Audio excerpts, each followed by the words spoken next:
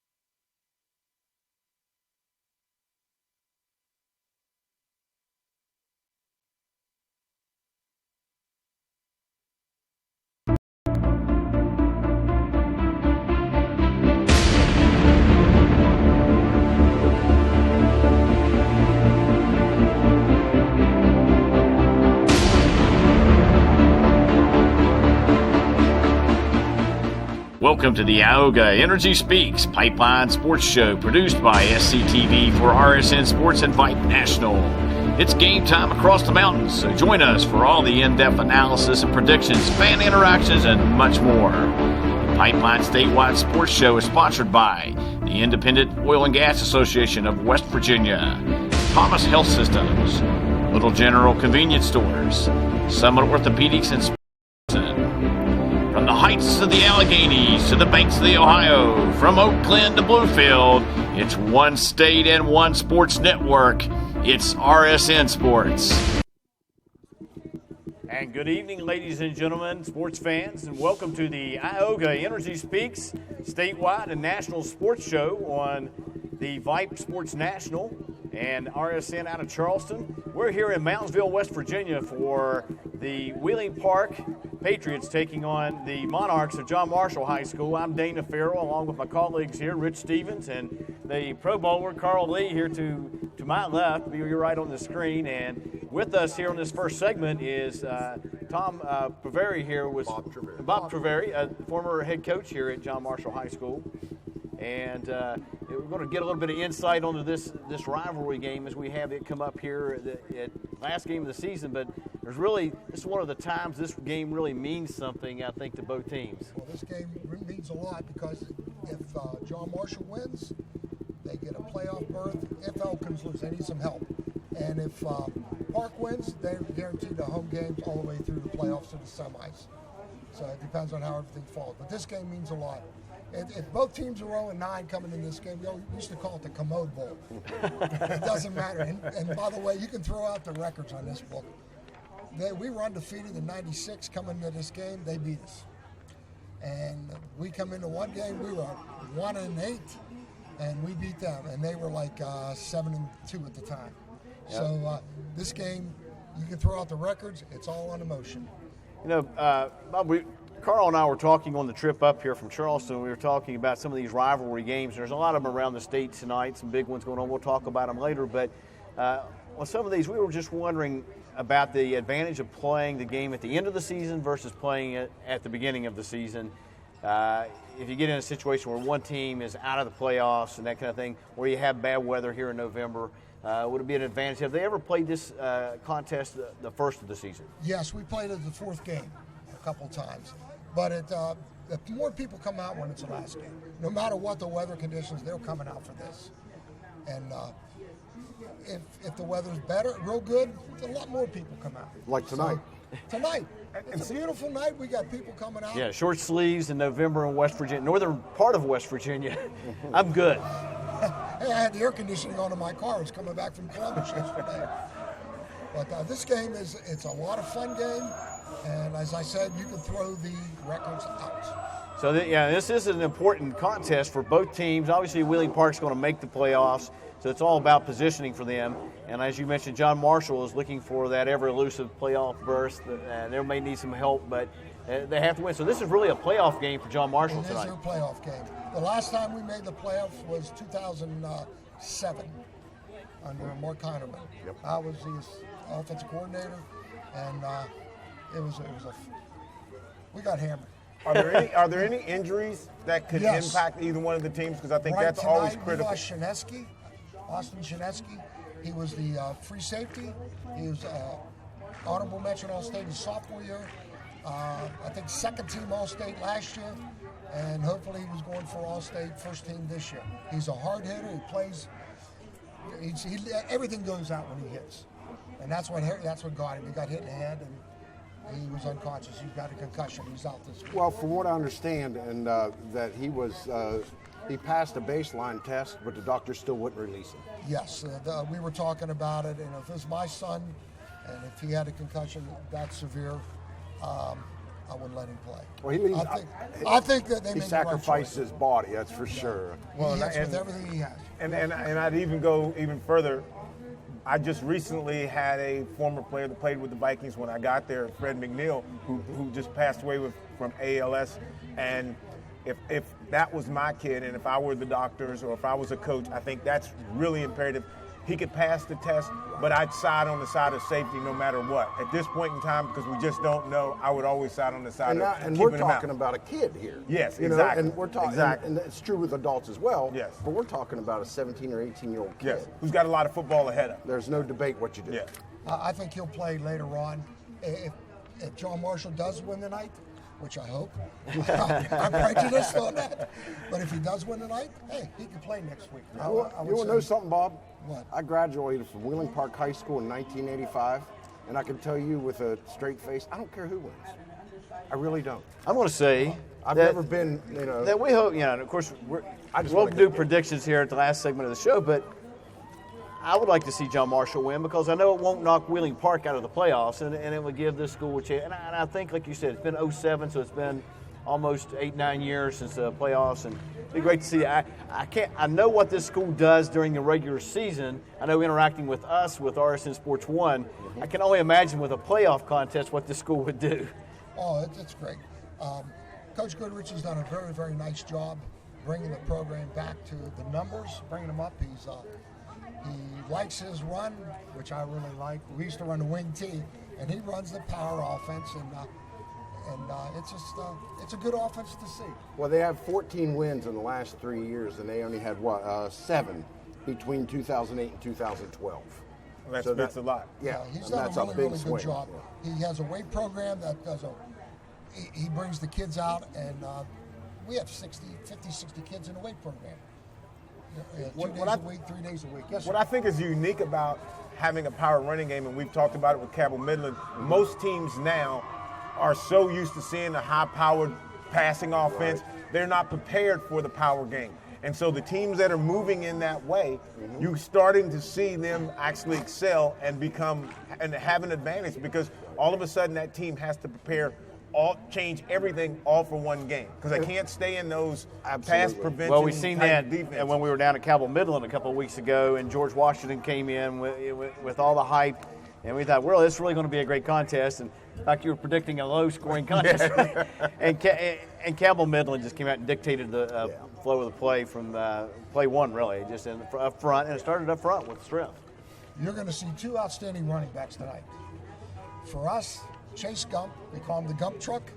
He's the leading ground gainer in the area. He is just over 1,500 yards. All-time leading rusher in John Marshall history. Yes. And it was a pleasure to coach him for 2 years. And Now, Bob, kinda miss it I know this you. year, but You do collar here for WKKX. Yes. And the other affiliate is. WVLY, And 1370. so you've watched this team all year long, and you see the community. How important is a season like this, for a community like this, and to get behind the team? And what you witnessed here throughout the season with the energy and excitement of the community? The community thrives on football. Football makes the season go, and it helps out basketball, it helps out wrestling, girls athletics. If we have a good football season, it trickles over into all the other events. So it means a lot.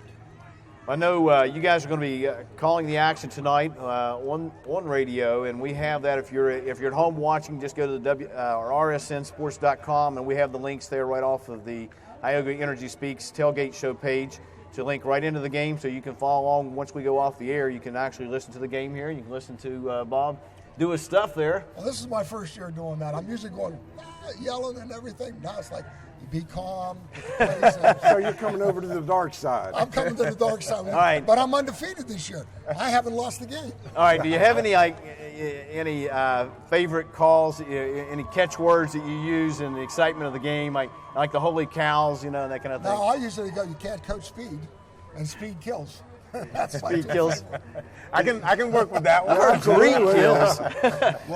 I've heard greed kills, but speed kills. Speed kills too. Okay. And there are my two lines, and like, oh my.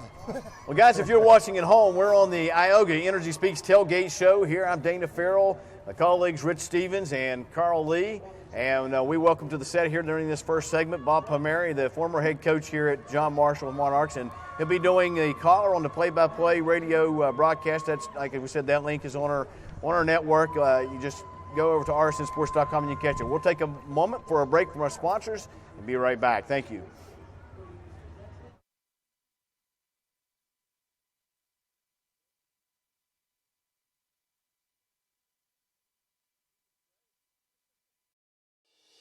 For more than 200 years, guests have been coming to the Greenbrier to take the cool mountain breezes and experience authentic Southern hospitality.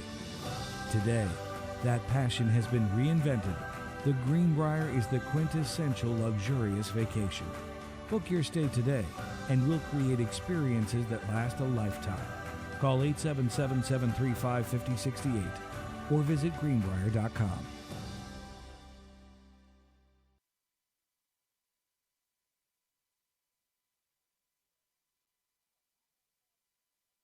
Every day, around the clock, 24/7. Hundreds of Thomas Health System doctors, nurses, and staff are focused on making quality care and wellness our utmost priority for you and your family. Each one of us is personally committed to your optimal health and well-being. Thomas Memorial Hospital and St. Francis Hospital. Your trusted, personal choice for a lifetime of good health. Every day, around the clock, 24/7. Hundreds of Thomas Health System doctors, nurses, and staff are focused on making quality care and wellness our utmost priority for you and your family. Each one of us is personally committed to your optimal health and well-being. St. Francis Hospital and Thomas Memorial Hospital, your trusted, personal choice for a lifetime of good health.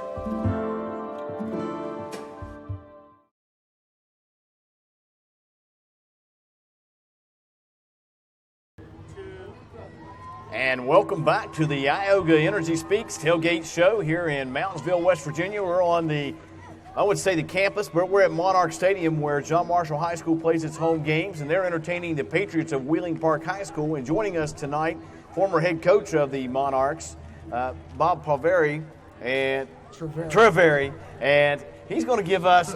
I said at the break we should let Rich. He's from over this way and do the introduction, but. Anyway, we're going to let you talk a little bit about, you want to say a little bit about the Patriots. Okay, one thing, I've seen them play several times this year, and they got one heck of a running back. John Marshall has the gump truck, they got Savion Johnson, and he is a power runner. And he loves to run between tackle and tackle, and just as Gump, they're deadly between tackle and tackle, both of them. And Savion might have a little bit more speed. I think Gump has the power and Savion has the more speed. But in the passing attack, I have to go with Wheeling Park on that. They got a sophomore quarterback by Cross Wilkinson, and he's done a very nice job. He has three really good receivers. Two of them are up for one of them is Elijah Bell is up for the Kennedy Award and the Randy Moss Award. So, and then James Coles. Is anybody up for the Carl Lee Defensive Back Award in either one of these games? What's going on, Carl? I don't know. We got to talk to these guys. They have James Coles. I think I played against his dad. or his grandfather, one of the two. I'll tell you what, the kid who injured for John Marshall would have been up for the Carl Lee Award. Seeing he got injured. And he played safety, so that works for me and him. That's right. Here's my question about in the game. Who do you think has the best offensive line? Because clearly, I'll say John Marshall. John Marshall? But then again, I'm kind of leaning with John Marshall. Okay. Seen him more. Now, one thing, one of those intangibles is the fact that Park has been in these playoff positions before. The experience, I think, there, and they know they've been there. Whereas John Marshall has not, as you mentioned, and as Blackmore mentioned on the phone, that it's a relatively young team, I guess, here with I guess some of the key players with John Marshall are sophomores and juniors. Yeah, their main players are senior. The quarterback's a sophomore, and but they have a lot of youngsters coming up. The future's looking bright for JM. So that's something we want to watch as the game moves on, is how John Marshall responds in this situation. Well, I think it's going to be a close game myself, because Park's ready, used to playing on turf, and they're not used to this home field advantage out here. No. This thing's a mess. They put 11 tons of sand on it between 30 and 30, and in between the hashes. It's muddy. John Marshall practices on the mud all the time. Now, one thing about Wheeling Park, when they made the state semifinals 2 years ago, got down big to Huntington. Savion Johnson, who's the son of 91 Kennedy Award winner Boogie Johnson. Oh, Boogie. Yeah, He's and tough. Savion actually blew out his knee last year in the preseason. I believe it was the preseason, and missed the whole year. So he felt like he had something to prove. But, of course, they made the playoffs despite that last year, made the state semis 2 years ago. So you were talking about playoff experience. They got their feet under them against Huntington and had the ball deep in their own territory in the game. And, they had to go like 90 yards to throw a pick six. So they actually fought back in and made it a game, or tried to make it a game. So they have that experience. They know, they've been at the ground level and And we've been talking offense most of the time, but defense, I think Park has the advantage on defense. Yeah. They have more skilled players, and with John Marshall Shinesky out, and they got another player out, and it might hurt them a little bit. Well, Coach, we really appreciate you coming by. We know you got to get up to the booth. You have a broadcast to do, but obviously you can bring you've been with this team and in this area all season long, so we know you can bring some good insight to us and the fans at home. So appreciate you stopping by. And we'll take a break here, get a couple words from our sponsors. Speaking of sponsors, I'd like to thank our production sponsors. That's Ioga Energy Speaks, the Independent Oil and Gas Association of West Virginia, Thomas Health Systems, one of the great hospital systems in West Virginia, Little General Stores, a great convenience around every corner just about in West Virginia, and, of course, Summit Orthopedics and Sports Med, Dr. Phil Surface. So we'll be right back on the Ioga Energy Speaks tailgate show here in Moundsville, West Virginia. It's Wheeling Park taking on the Monarchs of John Marshall High School.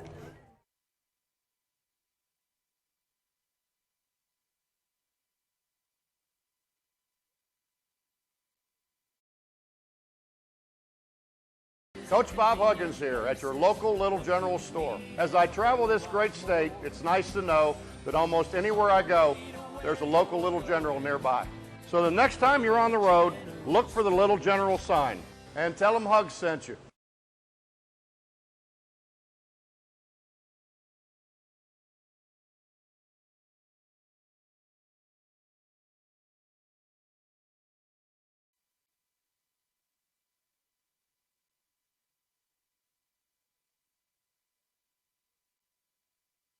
Everything sports. The action is at Collectibles, etc. Sports collectibles and more are here. Over 100,000 items in a great location at the Nitro Marketplace. We are your WVU merchandise and apparel connection for men, women, and of course, kids. Mini helmets, full-size helmets, hats, blankets, and hoodies with your favorite sports team logo. We have it all for the sports enthusiast and for the whole family, too. Take the Cross Lanes exit and drive up to the Nitro Marketplace. Also find us online and on Facebook. There's never an off-season at Collectibles, etc.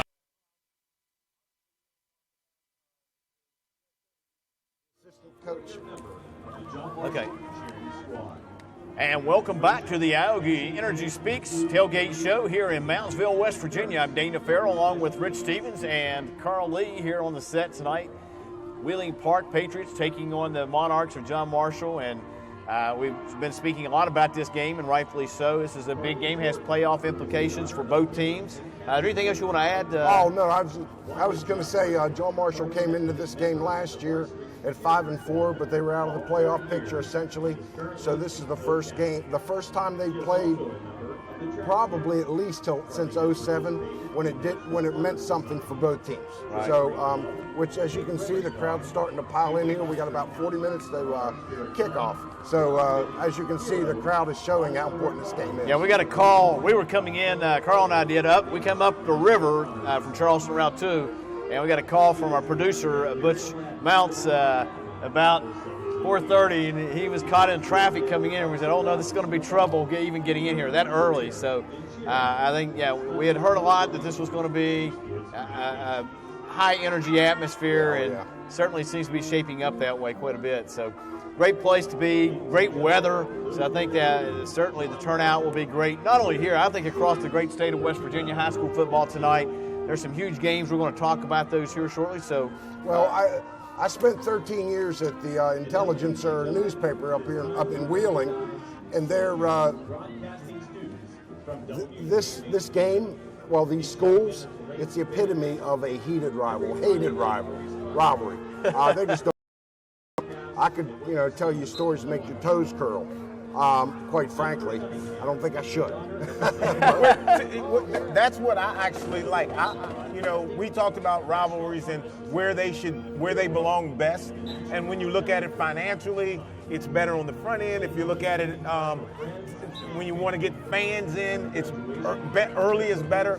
But when it does not matter, when it's two teams that just do not like each other, right. It's kind of like a Bears-Packer game or Bears-Viking game. Right. It doesn't really matter when that game or what matters in that game, playoffs or whatever. Those are going to be rivals that you can enjoy because if you don't win any other game, that's the game that you have to win. And I think what we're sitting in front of is that kind of a situation altogether. Certainly. I think what Coach was just saying, that you can expect to be a close contest because you can throw out any kind of background, any other kind of implications.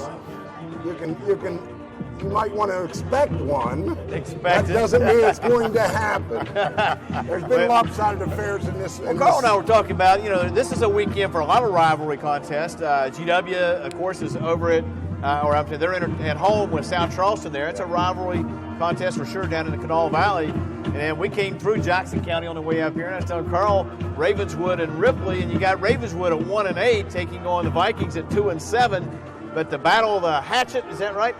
The Battle of the Hatchet down there in Jackson County, that one of those teams wins that, they salvage the season. Yeah, right. Well, yeah, it'll certainly help. Certainly help them. It'll help them get through the off season a little easier. Yeah, you don't want to. I was going to say the South Charleston GW game. Wow, that's a kind of a bitter rivalry. A lot of those kids know each other, right? But I think there are still some playoff issues in that one, I guess you could say. But I think this is like kind of the bragging right. This is the kind of game that you want bragging rights. Right. If you're South Charleston, you do not want to lose to GW. And if you're GW, the last team you want to lose to is South Charleston. Oh, these are the two AAA teams in Northern Panhandle, right? And so this comes down to... Well, there's Brooke. And Brooke. Yep. So, and Brooke was over here last week. Right. John Marshall was in line to beat him. So those three guys, they're just battling out up here for supremacy. John Marshall wins that game against Brooke. They come in here 6-3, and then suddenly the atmosphere, add a notch. So that's a big deal. So, we talked about GW and South Charleston. Let's talk about that contest tonight. We've got a correspondent down there, so if you're at home, you can actually watch or follow along on our Twitter feed, RSN Sports 1. But that game, like we said, that's a rivalry game, but yet those kids do know each other a lot and say, they're really in each other's back door, so to speak, within just 3 or 4 miles apart the schools are. So it's close to you. They're kind of alike.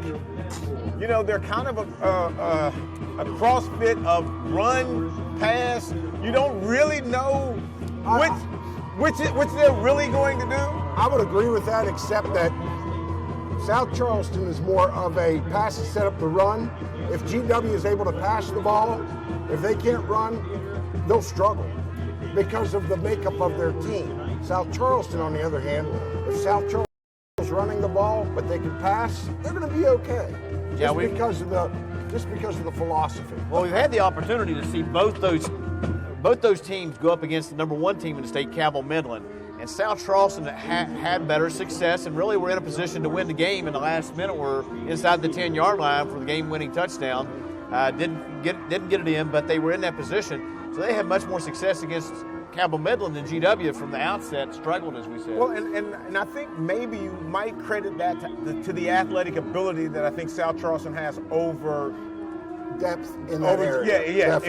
In GW. And then when you take and you add Capital into that trio, they too had a lot of athletic ability.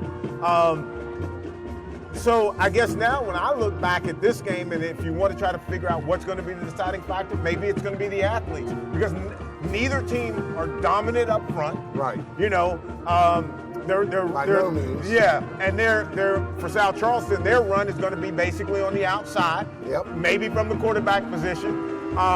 So I think really when you weigh this out, if the athletes of South Charleston shows up, then I think they have the better opportunity of winning that game. I agree. Kentre Greer, he's the senior quarterback, and I think that's obviously an advantage. And not to take anything away from GW, they obviously have some great quarterbacks and have had great quarterbacking over there. But Kentre Greer, I think he's unique in himself. Well, he won the House Award last year. Had a better year last year than he did this one, and that's because of the weapons and like we're talking about, the depth of the athletic ability. Yeah. They've had their struggles. But again, like I said, and not to belabor a point, but GW likes to run the ball. I mean, if they struggle to run it, if the new Miller doesn't get loose, they're going to struggle a little bit. They kind of went away from that quickly against Cabell Midland. I don't think it would have mattered. They didn't have a choice. South Charleston won big in that game last year at home. Now the game is on the hill at GW, so they're at home, advantage to GW there in that sense. If you could say, got each other in each other's backyard. I think in those two matchups for sure, where you play does have a lot to do with it. I think South Charleston loves being at home when they're playing GW, and I think GW loves being at home playing South Charleston. And it is a little bit of a disadvantage for the visiting team coming in, just because those are places that have been designed to create home field advantage. Well, yeah, the bottlenecking. Nightmare. You're in there. They make it miserable to get in. Miserable to get out. And even worse to get out, no doubt. Yeah. You either decide you're leaving at halftime or you're going to leave at about a half hour after the game. It's always good if the game's one-sided, simply because you can get out early, you can leave early. Well, you have one road here, but at least it's 4 lanes, and we're right on it. Yes. That's true. Now, one thing, too, speaking of this game, and before we close out this segment, but Carl and I were talking coming up, something unique about that game with GW, especially for South Charleston. Both teams look to be going to the playoffs. Talked to Coach Donnie Mays of South Charleston today, and he said even if they lose, it looks like they probably would slide in the back end of the playoffs. And I said, well, what do you think? He said, well, if we win, it looks like we may play Jefferson over in Eastern Panhandle. If we lose, we may play Point Pleasant. And so you start thinking, okay, which one of those teams would you want to play? They're good matchups for South Charleston, though, both of them. Yeah. So, we thought, okay, it's an advantage really if you come out there a loser, you're closer to home, and you're going up against a team maybe that's played a lesser schedule than Jefferson, so you may match up better against them. So, so it's just one of those oddities you have, in that win or lose, you're a winner. Yeah, yes, sir. So to speak. So, all right. Anything else on? Oh no, I was just going to say at the bottom end of the SSAC ratings, they're not going to fall too far. I think they're not going to fall out if South Charleston loses. So they'll be 6-4, but they'll still the strength of schedule should put them in. That and the games below the number 16, that breaking point of the playoffs. Well, we talked here, even John Marshall, if they win 6-4, but obviously they'll gain a lot of points if they take down Wheeling Park tonight with 7 wins. They need help. They need Elkins to. Elkins. We saw Elkins last week down at Lincoln County. Yeah. And, they're looking pretty good. They're having a pretty good season for Elkins. So, we'll have to see what goes on there. And remind fans at home there, again, if you're watching, go to our website, rsnsports.com, and the new scoreboard that we have, you can catch every score across the stadium in real time. And it's a great asset. You can go on there and catch. We'll be as soon as we go off the air tonight, that's one place we'll be watching as some of these scores come in. So we're on the Ioga Energy Speaks Tailgate Show here in Moundsville, West Virginia for Wheeling Park at John Marshall. I'm Dana Farrell along with Carl Lee and Rich Stevens, and we'll be back after a word from our sponsors.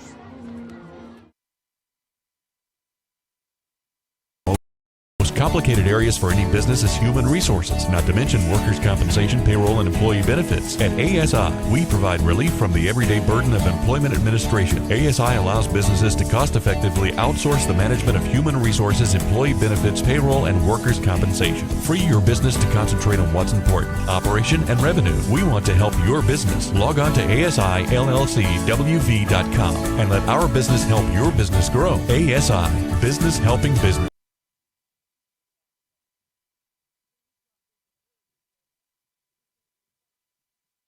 Every day, around the clock, 24/7. Hundreds of Thomas Health System doctors, nurses, and staff are focused on making quality care and wellness our utmost priority for you and your family. Each one of us is personally committed to your optimal health and well-being. Thomas Memorial Hospital and St. Francis Hospital. Your trusted, personal choice for a lifetime of good health. Every day, around the clock, 24/7.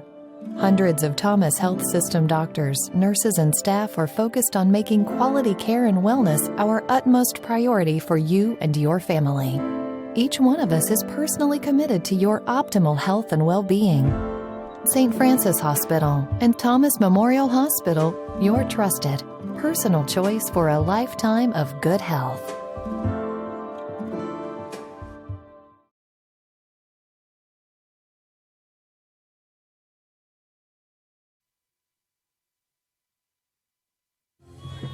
And welcome back, sports fans, to Moundsville, West Virginia for Wheeling Park taking on the Monarchs of John Marshall High School. You're on the Ioga Energy Speaks Tailgate Show. I'm Dana Farrell here with Carl Lee and Rich Stevens, and we've got some company now here in this segment, guys. The cheerleaders here of John Marshall High School joined us. And ladies, going to get a little hype tonight? Yeah! You guys get a little excitement. You guys have a great student body cheering section. You guys have consistently been number 1 or 2 in the state. So how of a big deal is that you guys as cheerleaders? It's a huge deal. We love support from our school. There's no better feeling than standing on the track or the sidelines and watching that happen and getting the feedback from them. What is the best thing about beating a rival for a cheerleader? And when you're cheering and your team's winning, what's the best feeling and best thing about that? Well, for me, being here for 4 years, we've gotten progressively better, and there's no better feeling I've ever felt than watching my boys go out there and win. What is there no like trash talking? You can't wait to trash talk like tomorrow if you win tonight. Carl, you're not coming from them, but there's trash talk. It's coming from our student section up Oh, there. okay. They're going to give up the trash talk, that's for sure. You have and so is this would Wheeling Park be your biggest rival? Always. Oh, yeah. Always have, always been. See Mr. Monarch back here. He said, yeah, he's laying it on. Definitely the biggest rival. When you go through the handshake line, are you ever tempted to elbow the other cheerleaders? I was there. I'm sorry. It was open. You figure you take it, right? Okay. So I'm always interested in the cheer that you do when like the team's winning. Like you have this one cheer that you're trying to get everybody hyped and excited about it. So what is that cheer? And you kind of got to do it for us on camera for us. We believe. Oh, we got some believe. more. Oh, yeah, you got some more cheerleaders coming. Or rumble. Reinforce. Whichever's your best one. Yeah, I always heard. 1, 2, 3. Everybody do that Monarch rumble. Everybody do that Monarch rumble. Everybody rumble. Everybody rumble.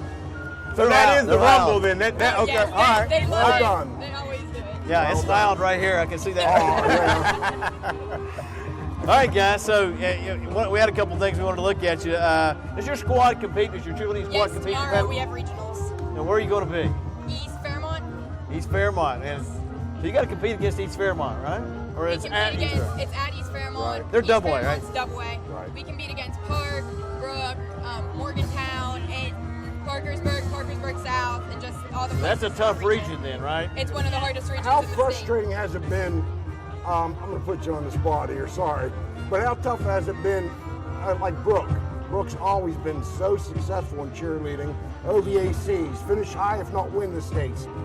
It's just, you guys do awfully well, but is it a tough hill battle? Is it a challenge? How do you approach that? We are extremely close with the Brooke cheerleaders. We support them in everything they do, and we're so proud of them. No matter how we turn out, we're happy with what they do. Well, see, I emceed a cheerleading contest down at Herbert Hoover High School last Saturday night. Somebody had to be all but escorted out of the gym. I mean, it gets some serious competition, right? I'm not. Cheer moms are nothing to mess with. No, well, I do youth football in the city of South Charleston, and I refuse to go to our cheer competitions because parents are out of control at that level. So I can only imagine them going through the system. So. Now, what kind of training regimen? Do you guys have a training regimen to get in shape for the season and get for the competitions? We start at beginning of June, and we just keep going. We continue conditioning all through the season, and we've done like the insanity workout type of things and just everything. Wow. Anything our coach can think of that'll get us in shape, she'll make us do. So. How much of that carries over into the success of being at the competition? Does that conditioning, how much of that plays a role in it? It's very important. We have to work for 2 minutes and 30 seconds, give it everything we have, and not stop at all, not get one break really. So we have to just push it through all of that, so it helps our stamina and with everything. Okay, you guys, what's your favorite play, other than here, obviously, what's your favorite school or other field to visit? Probably Brooke, just because we're so close with them. They have a great setting up there, and you always know you're going to have, so your fans can travel there too. Easily. Now, you guys, I know just a couple weeks, 3 weeks ago, we were in Chapmanville, I think, on the show there. You guys went right by us, I think, on the bus to Logan, right? Probably, yeah. So you had a trip to the island, but it wasn't tropical, right? Right. As I recall, it was cold that night. Yes, it was. Yeah, it was.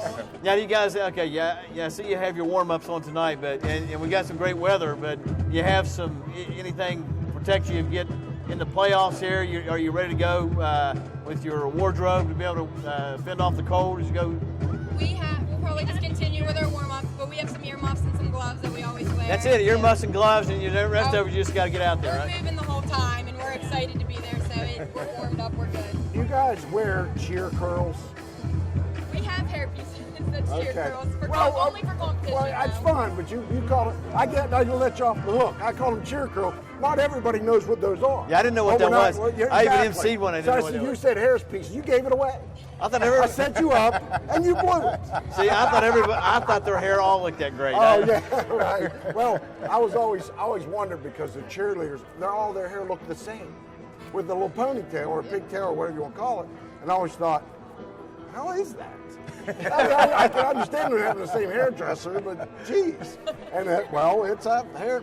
So now, it's a hair piece. You guys have a pep rally this week?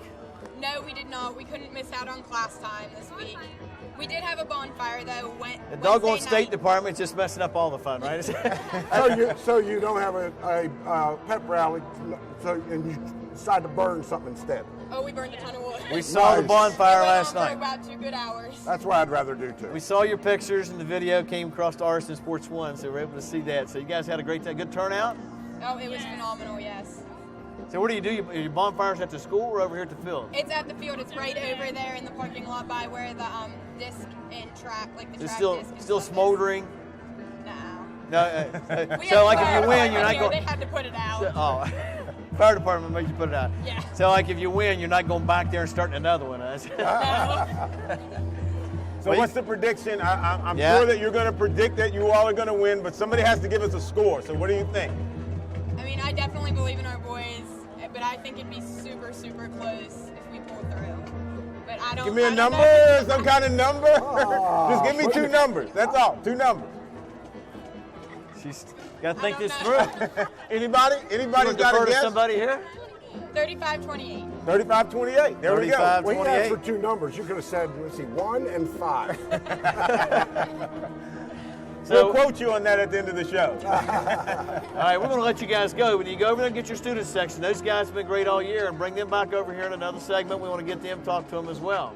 You guys have had a big day. We saw some video and some pictures coming across. You guys had the school I'm not sure I've seen a school get so hyped from the beginning of the week right on out through the end of the week and decorate the hallways and just go over the top. They do. Yeah. We've been painting those signs for 3 days now.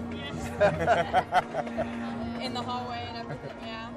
There's so much traffic coming in here tonight. My producer said he thought Brad Paisley was coming back here to join you guys tonight, but sing Country Roads or something like that. But I think we've heard enough of Country Roads. Yeah. No offense. But okay, so guys, we're glad that you came over and joined us on the Ioga Energy Speaks tailgate show, and we'll let you get back and let you work on the game tonight, get everybody hyped up, get the show going. So, and good luck tomorrow. Thank you.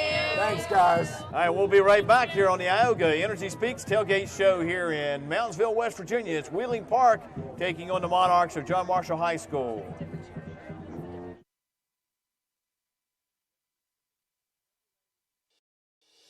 For more than 200 years, guests have been coming to the Greenbrier to take the cool mountain breezes and experience authentic Southern hospitality.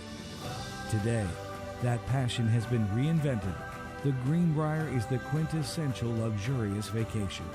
Book your stay today, and we'll create experiences that last a lifetime. Call 877-735-5068 or visit greenbrier.com.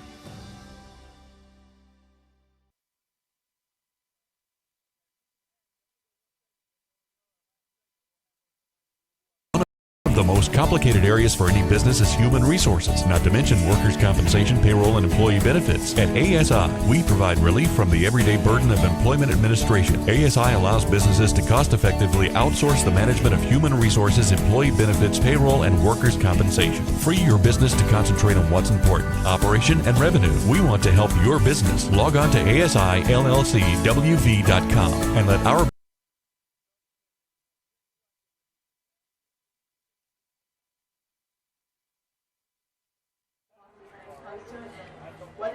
And welcome back to the Ioga Energy Speaks tailgate show here in Moundsville, West Virginia. I'd like to thank our sponsors tonight. That'd be Thomas Health Systems, Ioga Energy Speaks, the Independent Oil and Gas Association, Little General Stores, and Summit Orthopedics. And guys, we're into the segment. We were speaking last week. We wanted to get to one of the big things in high school sports across the nation as we are part of the VIPE Sports National out of Texas. But one of the big topics you're seeing across the internet in the last couple of weeks is this coach over in the state of Washington and this issue with him trying to have prayer with his team, and now he's been suspended. And so I wanted to get your thoughts on that as we move forward here this last week of the season here in West Virginia. Well, yeah, Joe Kennedy, an assistant coach at Bremerton High School in Washington State. It's kind of a suburb of Seattle. Since September, he's been praying on the field around the 50-yard line. It's not like he's going to the center of the field. From what I understand, it's on the sideline.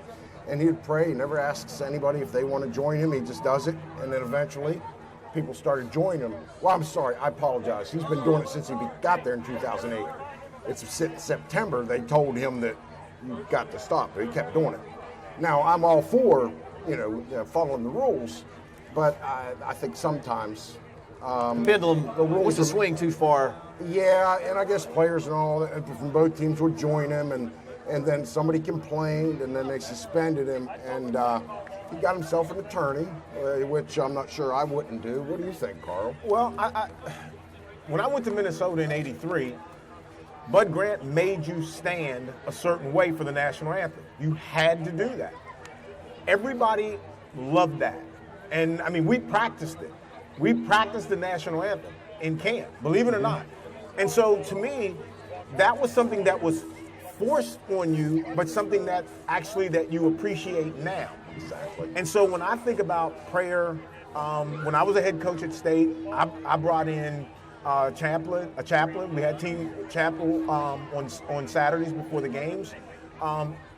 There's so many bad things that can happen around sports that praying is not one of them. Right. And if you want your child out of that, one, I would question why, but take him out of that. And I don't know of any coach ever who has said that you've got to pray, you have to come out on the field, you may feel like you should go, And that's not a bad thing if you feel like you should not at go. all. So to me, I think, again, I'm like you. I think it's something that should be at the epitome of sports and the teaching of young children.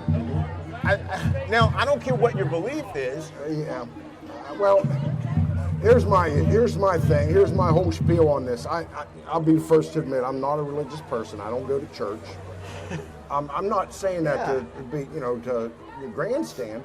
What I'm saying is everybody has to believe in something. Yes. If like at Bridgeport High School in West Virginia, years ago, there was a picture of Jesus above a door, and somebody complained about it and made him take it down. Well, I realize it's there, but they're not telling you have to believe in that. They're not telling you have to look at it. It's just there. So I understand the separation of church and state. I think it's getting a little too nitpicky. Well, especially in this case, this was during unstructured time. This wasn't over an intercom. But it's on school property, and that was part of the issue. But so, who I am and what I believe, does it end at the door that when I walk into a door? Right, because I don't think that when I walk into a government building that I no longer have to have faith in God. I may not be able to openly say it, but if someone else is in there openly saying something else about something they believe, something that they think, I don't even care if it's a law. If they're speaking of that, I know because here, of what they believe, with ours in sports, we've always been a big supporter of Fellowship of Christian Athletes, FCA, and FCA's in just about every high school, not just in West Virginia, but across the country. And if those groups, for the people that powers that be. Yeah, you got to those groups. They meet during unstructured time. As long as they meet during non-class times, or after school, they can say prayer or they can have a devotional. Those kinds of. They're still on school property, so but it's on school property, and I'm not saying that I agree with it. If they want to make that rule and take it off of school property, that's fine. Whatever, but I think it's too nitpicky. They're not telling you, like Joe Kennedy at Bremerton, he's not telling those kids to come pray with him. He's not making them. No. They're offended, just like Tim Tebow. They're offended by him kneeling down, and I don't get it. Yeah, we had the player in Arizona this past week that I think he scored a touchdown and made a signal, and it was hey guys, penalized. I'll talk about this in a minute. There's the Center for Wheeling Park High School. Please join us in a moment of silence for Beth. Okay, we'll have a moment of silence here for Wheeling Park. Balloons will be released. We'll take a break here.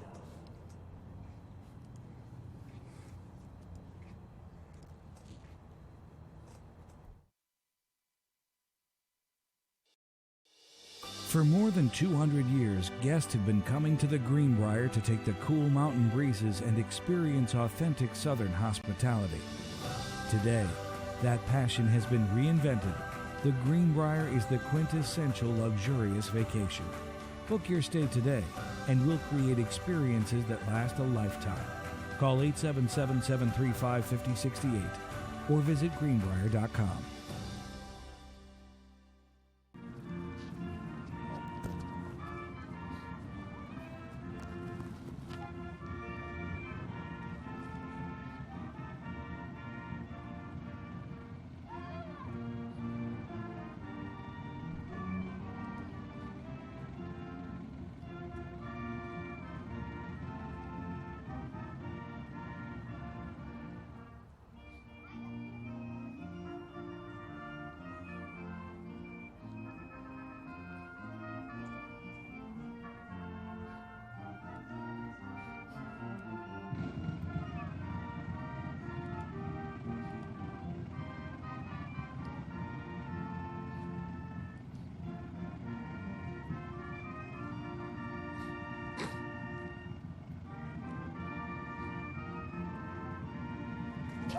How much time we have?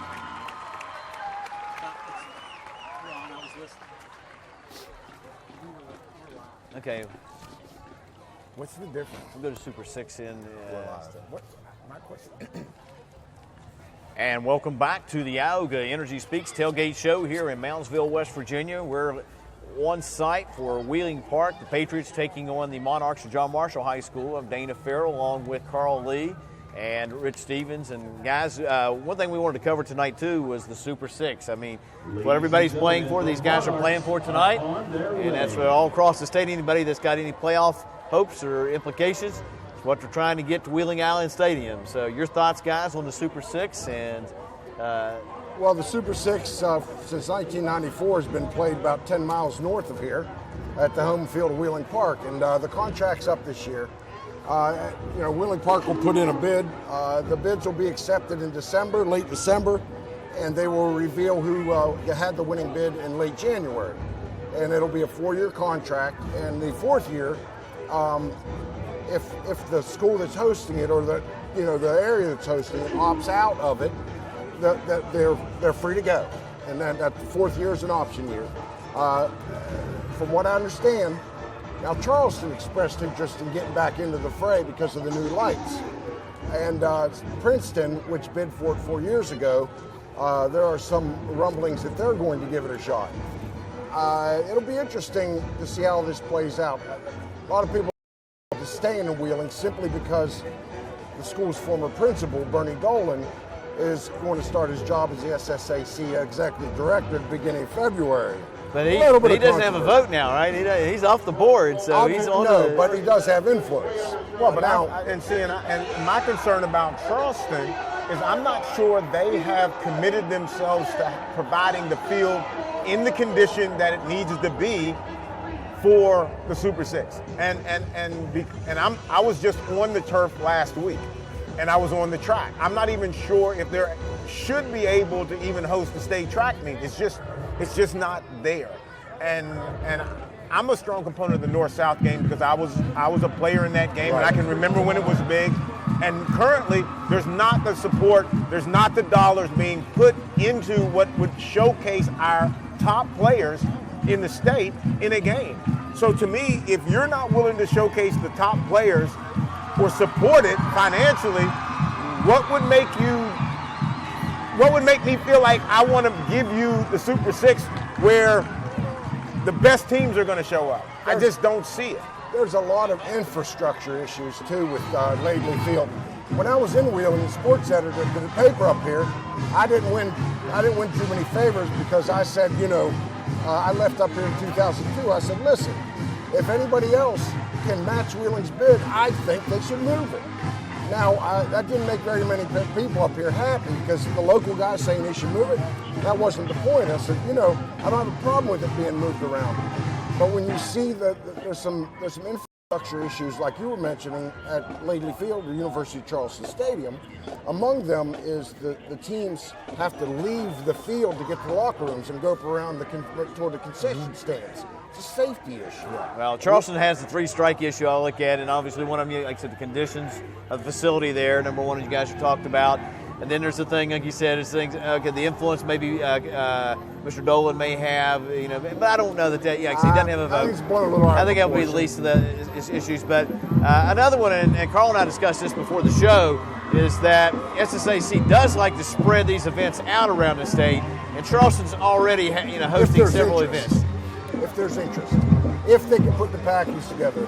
But to your point about if there's interest, my question is to the interest piece for Charleston. What is the interest? What is your interest? Is it give that man a cigar? What is the interest? Because if you're going to be interested, then you would also part of that bid. I don't care what your bid is. You may be $1 million above everybody else. But what is your commitment to providing a facility and you're right, in which Carl, these because teams that's where it will comes work down. in? I think it's the little things that make an event. It's the how people treat you and how grateful they are to have you in town. Those kinds of things. I think it's been. That's why Wheeling has done so well. I think they started out that way, and have been able to continue that. We're great to have this event here in our city, and they treat people very well when they come here. And just to be fair, okay, the teams, fans, they do end up housed at Ohio hotels when they're up here. That's part of the gripe. Money goes out of the state. Obviously in Charleston, a lot of the hotels in that are within a very short drive, if not walking distance. But the question for me, okay, so are you again, the interest, are you doing it for the hotels, for the revenue and all that, or do we go to the basic fundamental foundation of what this is about? This is about a high school player playing in the state championship, having a chance. That's the ultimate thing. I'm with you there. Yeah, see if we play it, and if we swing it in for those reasons, the people who are I know you're not, but if the people who want to swing it that way, they in their own mind are missing the point. Right. Because if I'm a player on the Super 6, when I come to Wheeling or if I come to Charleston, I want to be like, wow, this is really, really special. Right. And if all we're doing is just taking up hotel rooms and creating revenue, then we're wrong. Well, and if Carl, that's your focus, right? Yes, if that's your focus. If that's your residual effect, yes, that's fine. Yes. Now, again, I'm sorry, I don't mean to interrupt. That's all right. But the bleachers at Laidley Field they rattle, they're falling apart. There's so many infrastructure. I mean, let's face it, an 8-lane track, the sideline. If you're high up in the stands in a 17,000 seat stadium, how easy is it to see the game? Will a West Virginia high school football state championship draw anywhere near that? They won't draw. They'll be lucky to draw 6,000. we mentioned that. Well, we talked about that coming up, about like what do you need? How many bleachers, how many seats do you need for a high school championship game? But part of that to me has to do with what you make the event. Because this is an event. This is not just about revenue. I agree with you. It's an event. And it should be an event that a high school kid should never forget. Well, a couple of points still to add on this segment, then I know we move on to our predictions. The game's getting ready, I think we're getting ready behind us here to have a football game. So, yeah. But I don't think you can hold geography against Wheeling or Huntington or anybody else, or Martinsburg or any other community like that, because they're part of West Virginia. You are where you are, and so be it if the economics cross the borders. We get as much from Ohio and Kentucky and Virginia and Maryland and those states as we get back. I don't think you can hold that against them. But one other point I wanted to make, and I mentioned to Carl, I got an inside tip that possibly that Mr. Justice, candidate for governor, may put a bid in on the Super 6. So you don't think that? No, it's not. That was just a rumor. I know it's not happening. Not this year. No, I know. Shot down right here. No, the reason I say, and I know it, but also I was up down there for Saints training camp, and it's not set up for that. Right. That's what I was saying. I don't know if they have the seating or the capacity. We could go down the road. We could say hotels. I mean, we could just, right. And we talked about that too. Hotels would be it's an a issue bottleneck there. in. Yeah. Now they've had that with the golf tournament, and they've still been able to continue the success with that. But I think at some point in time, when that road, they're going to have to open it up. But I think for the Super 6, true. I think that would have to be done before he can make a legitimate. Believe it or not, a lot of the traffic issues, a lot of the things that are involved with the PGA Tour handles it. Yeah. All right, guys, we'll take a real quick break. Game's underway. We're going to take a real quick break, and then we're going to come back and go down through a few games here that are, if they're not underway, we'll be getting underway tonight as we go to our last segment. And I'd like to have you hang on just a moment. We'll be back after a word from our sponsors here on the Ioga Energy Speaks Tailgate Show. Around the clock, 24/7. Hundreds of Thomas Health System doctors, nurses, and staff are focused on making quality care and wellness our utmost priority for you and your family. Each one of us is personally committed to your optimal health and well-being. Thomas Memorial Hospital and St. Francis Hospital. Your trusted, personal choice for a lifetime of good health. Every day, around the clock, 24/7. Hundreds of Thomas Health System doctors, nurses, and staff are focused on making quality care and wellness our utmost priority for you and your family. Each one of us is personally committed to your optimal health and well-being. St. Francis Hospital and Thomas Memorial Hospital, your trusted, personal choice for a lifetime of good health.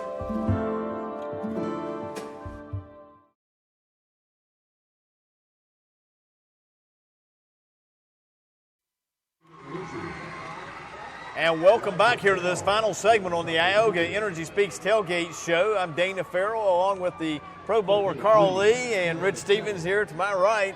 We are on the inside track here at Monarch Stadium in Moundsville, West Virginia for Wheeling Park, taking on the Monarchs of John Marshall High School. And the game is underway, and the energy here in this facility, guys, has just really picked up. It's getting loud for us to even hear each other here. Wheeling Park, the student section, they call the Park Pit, they let go there a while ago, and it was pretty loud over on this side of the stadium. And in our other ear, we've got over here the jungle with the Monarchs of John Marshall High School. So a great place to be. If you're out, you have a chance to get out one of these high school football games. It's just a great weekend, a great Friday night for high school football. So around the state, let's go around the horn and see what we think. Got some big matchups tonight. We'll start with Hurricane, looking for an opportunity to get into the playoffs, but they've got a monumental task, guys, something nobody else this year has been able to do. They got to be able to beat the Knights of Cabell Midland High School at Cabell Midland. So you can make the case that Hurricane could, they could. They've got a chance. Cabell Midland can overlook them, and they slip in. Yeah.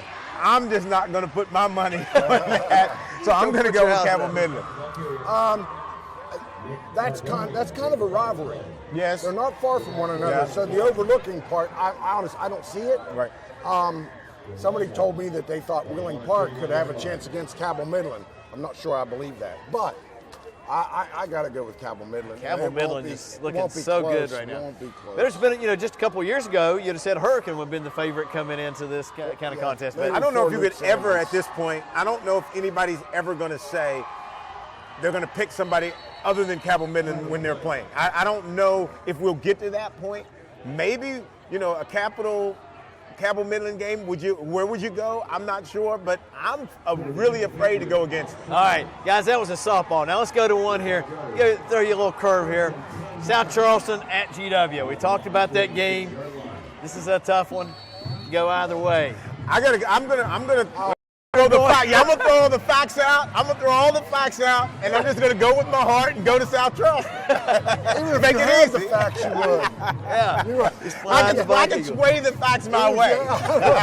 Actually, it's at GW. I'll have to go with South Charleston. I just think the talent, the athletic ability, top to bottom.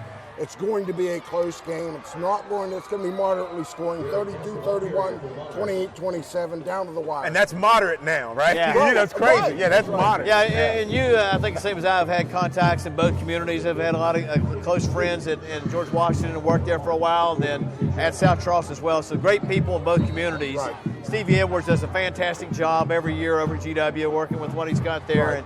And so does Donnie Mays, obviously. But I think going into this game, I think South Charleston, is just going to want it more. I think they're there, and I think they've got something to prove. GW has kind of been reeling here as we went in the second part of the season the last couple of weeks. And so I don't know. It could go either way, but if I had to take a guess in this one, it's going to be South Charleston as well. All right, we'll take a look. Point Pleasant, undefeated on the season, at Princeton. Got a little road visit. This might be one of their toughest definitely road games of the year. Princeton at 5-4. Surprisingly good matchup. I'm going to do the Frank Gardenia here. I'm going to go with the long shot. This one's for you, Frank. You're watching from home. I'm going to go with Princeton because again, we've talked all year. We've talked all year. We're not sure yet. Point Pleasant is really that caliber of a team, and so I'm gonna go with Princeton, and I have a great friend who coaches over at Point Pleasant, John Bonecutter. The Bonecutters, I love them to death, but I'm gonna have to go against them on this one. I can't go against Point. I think this is David Darst's best team. The Mitchell kid is healthy. He missed. He's a Kennedy Award winner nominee. So. He's a candidate, yes, and he got injured in the playoffs last year. I think this is the beginning of a special run for Point Pleasant. I think a lot of people will be surprised. They're big and strong. A lot of big tough farm boys out there. They're tough in every sport, and that's just their mentality. And Rich, I got to think Point Pleasant as well too. I think they got a chance for an undefeated season, so a lot of riding on the line there. And I think they may have a chip on their shoulder where people have questioned their schedule and strength of schedule, so now they've got something to prove. But like Carl, wouldn't be surprised if the Tigers sneak up on them and pounce on them tonight. But if I had to guess, I'm going to go with Point Pleasant on that one. Let's look at some double-A games. Got one, Wayne County, or Wayne, which is Wayne. Yeah, I'm going to say, back off there, Wayne. at 5-4. Got a shot at the playoffs, but they're going to have to upset Bluefield, the number 2 Bluefield Beavers at 7-1 at Bluefield. Yeah, I don't really see that happening. Every time I expect Wayne to come out of their shell and for Coach Harmon to say, wow, this is another the Wayne team for the last few years, they disappoint me.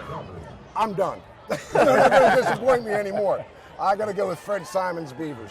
All right, another AA game, Roane County at 6-3. The Roane Riot, call them down there, or the Raiders, at Class A number 8, Williamstown, who's 7-2. I'm gonna just take it by the rankings. I'm gonna give it to the number 8 team, Williamstown. Just based on the rankings. I'll be honest. I'm gonna go based on the rankings. And they're at home. Yes. Like they're getting that chip on your shoulder. We've got something to prove. It's a single A school, but hey, we're as good as anybody in AA. I think it's a different animal if you're going from Williamstown and you're traveling those back roads to Spencer on a bus and playing. And when Roane County's leaving the comforts of the hill there at Spencer and winding their way out.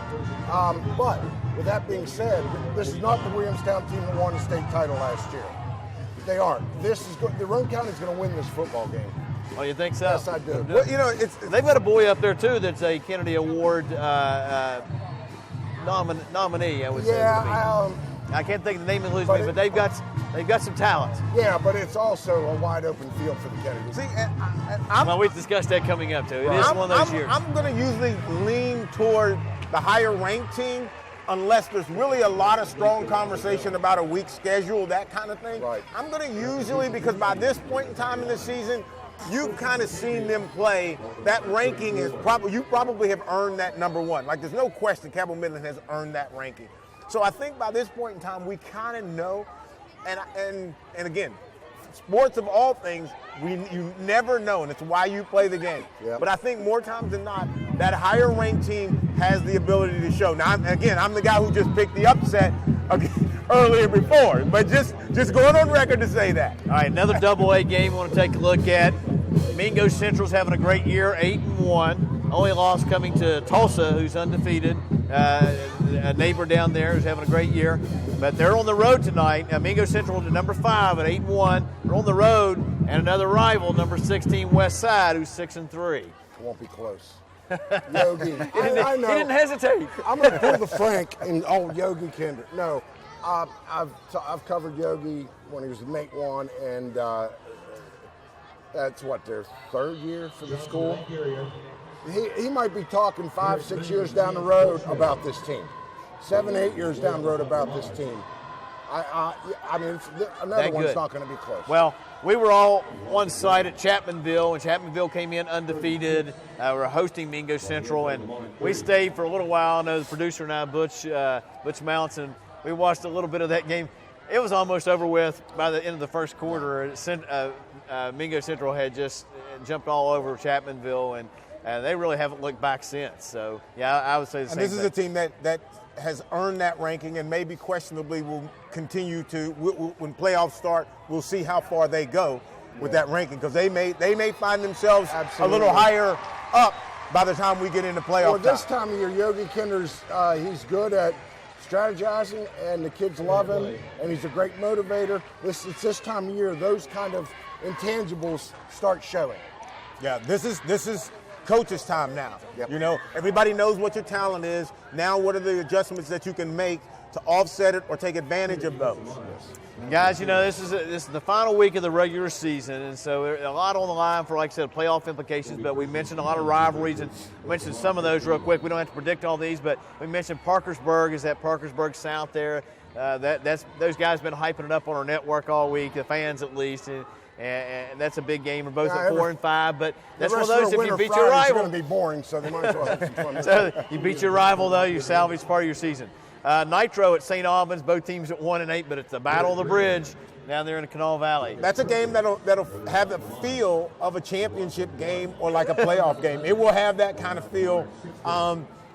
We did a show there last year, didn't we? Yes, not a lot of talent on both of those teams, but the fan base will be there. They will support them. They will be excited, and the winner will feel like they won the Super This Bowl. Wheeling Park team played at St. Albans, I think, just about 2 weeks ago, didn't he, down in the Canal Valley? Yeah, and they pretty much pulled all their starters early by halftime. Yeah.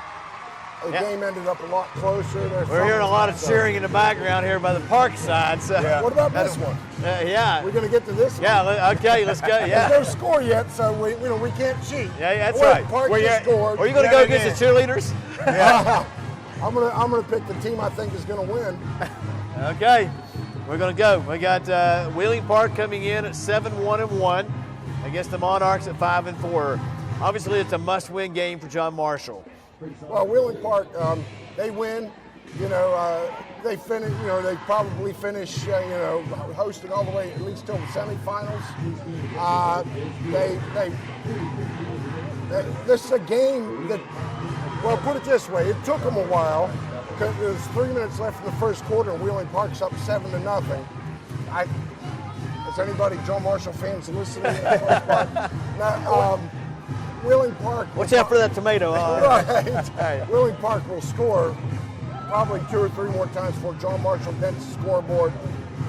Chase Gump is a fantastic running back for John Marshall. He's a bulldog, but this one is not going to be close, guys.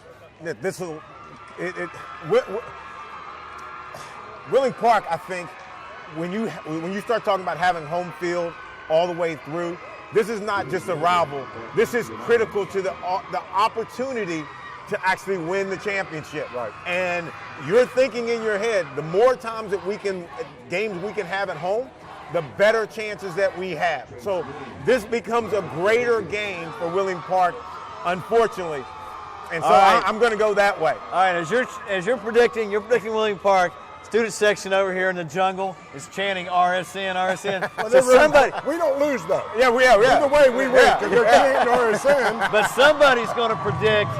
Somebody's got to go with the Monarchs. So you know what? This is the home field advantage. These guys want it. They're there. Somebody's got to go with them. Yeah, I know they're the extreme underdog. There's no prize for being right, though. That's I'm going with the Monarchs. Nothing wrong with that. Nothing wrong with that. And I'm spotting Wheeling Park 7 points. I lived in Moundsville for a couple of years. This is my old stomping ground, so yeah, you got to come back, right? Hey, right. Come here.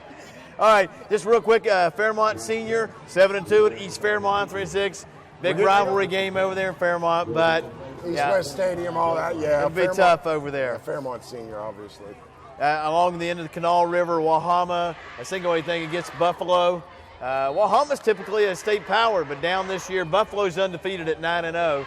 They were calling out Magnolia. I was telling Carl coming up there, calling out Magnolia. They said, bring on Magnolia on the internet. And, of course, Magnolia fans gave right back to them, so you're ready for an L, huh? We hate to put people out of the playoffs that quickly, but... Well, Mike Sawyer's Bison are 2 years removed from a winless season, okay? I believe they went 0-10 2 years ago. Right, big turnaround. Now, great turnaround, but Magnolia has some history. No, all due respect to Mike, a buddy of mine and everything. Obviously, I'm sure he's probably saying, calm down, guys. No, but, I don't think Buffalo's ready for that. But Wahama, it's You'll Buffalo. get them tonight, and then season. I think it could be that Magnolia and Buffalo end up having to tangle in the playoffs, and that'll be fun. That'll be a lot of fun. Yeah. That might be they're calling for us to get up there to do a game with either one of those schools, so that may be one we have to get to. And finally, over in the eastern part of the state, East Hardy at number 4 in single A, 8-1, taking on Double A Petersburg at 6-3. It's one of those games going to be a toss-up, I think. Critical game for East Hardy. A critical game that they have to win. I think single A is essentially the only class where everything's kind of up in the air because everybody's calling Bridgeport. But will that double A game, if a loss to a double A, will that impact them that much to maybe move? That would be my concern. You're right, but it's still a loss. You know what I mean? True. I'm not saying, but I'm thinking their mentality. Right. Going in, they could be a major player, and if they win tonight, they could be a major player in that Class A field. I'll give you that. That's a lot of motivation. Yeah, I'll give you that. I think that may be the way you want to look at that. It may not really be so much as a question of who wins, But the fact that East Hardy does win, Right. they're thinking now, oh, we even beat a double-A team, and now we're going into single-A. So, yeah, I would go with that. And we're talking Magnolia and Buffalo, but East Hardy over there, looking to put something together and make a playoff run. Especially if they get home games over there. Yes.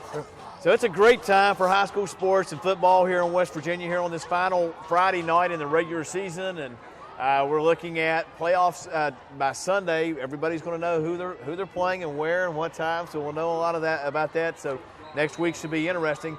Also, we make note that RSN will actually be doing the production for the state soccer championships tomorrow in Beckley. Some of us will be on the other end of the state in the morning, bright and early. But a lot of teams, we know already this afternoon that Washington had advanced. They knocked off Winfield in the boys, and in the girls, Charleston Catholic, I think, edged out R.C. Bird in the double-A, single-A. So check out there again. The brackets are on rsnsports.com. We'll have information on the state soccer championships. You can watch that pay-per-view via RSN. Just go to our site. We have the easy links over to NFHS Network, and you can watch those championships live tomorrow on both the triple and double A, all the matches. So we'll be bringing next week the volleyball championships in Charleston on Saturday.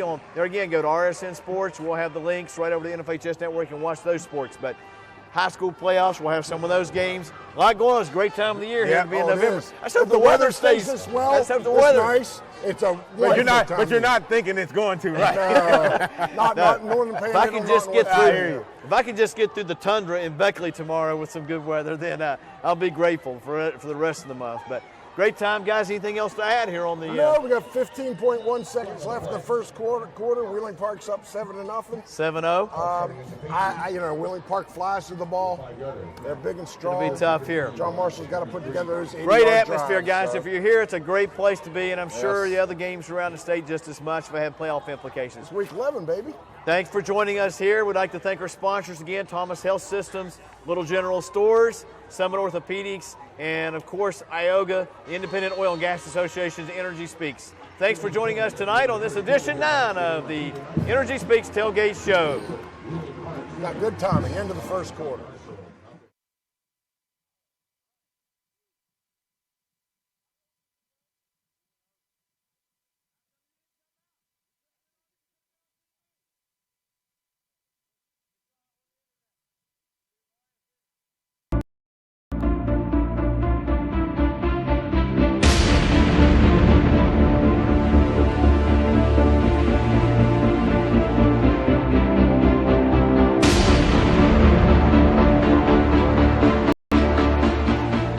Welcome to the Ioga Energy Speaks Pipeline Sports Show, produced by SCTV for RSN Sports and Vipe National. It's game time across the mountains, so join us for all the in-depth analysis and predictions, fan interactions, and much more. The Pipeline Statewide Sports Show is sponsored by the Independent Oil and Gas Association of West Virginia, Thomas Health Systems, Little General Convenience Stores, Summit Orthopedics and Sports Medicine. From the heights of the Alleghenies to the banks of the Ohio, from Oak Glen to Bluefield, it's one state and one sports network. It's RSN Sports.